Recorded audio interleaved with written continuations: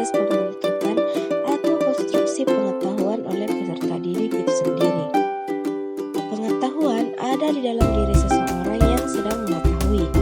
Dengan kata lain, karena pembentukan pengetahuan adalah peserta didik itu sendiri, peserta didik harus aktif selama kegiatan pembelajaran, aktif berpikir, menyusun konsep, dan memberi makna tentang hal-hal yang sedang dipelajari. Tetapi, yang paling menentukan terwujudnya gejala belajar adalah niat belajar peserta didik itu sendiri. Sementara peranan guru dalam belajar konstruktivistik adalah membantu agar proses pengkonstruksian pengetahuan oleh peserta didik berjalan lancar. Guru tidak mentransfer pengetahuan yang telah dimilikinya, melainkan membantu peserta didik untuk membentuk pengetahuannya sendiri dan dituntut untuk lebih memahami jalan pikiran atau cara pandang peserta didik dalam belajar. Ciri-ciri belajar konstruktivisme yang dikemukakan oleh Draper dan Oldham pada tahun 1994 adalah sebagai berikut. Yang pertama, orientasi, yaitu peserta didik diberikan kesempatan untuk mengembangkan motivasi dalam mempelajari suatu topik dengan memberi kesempatan melakukan observasi.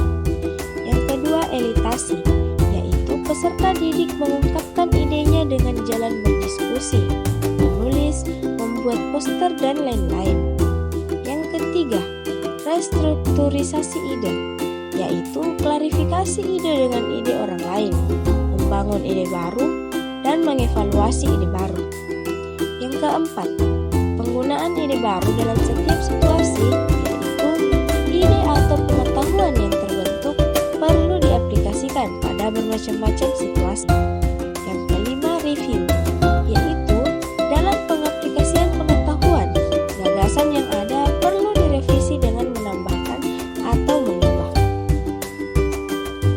Jadi, inti dari teori belajar konstruktivistik ini adalah penggunaan alat berpikir seseorang yang tidak dapat dilepaskan dari pengaruh lingkungan sosial budayanya.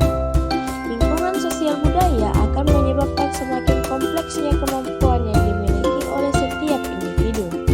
Dengan kata lain, bahwa peserta didik itu sendiri yang harus secara pribadi menemukan dan menerapkan informasi kompleks, mengecek informasi baru dibandingkan dengan aturan lama, dan memperbaiki aturan itu apabila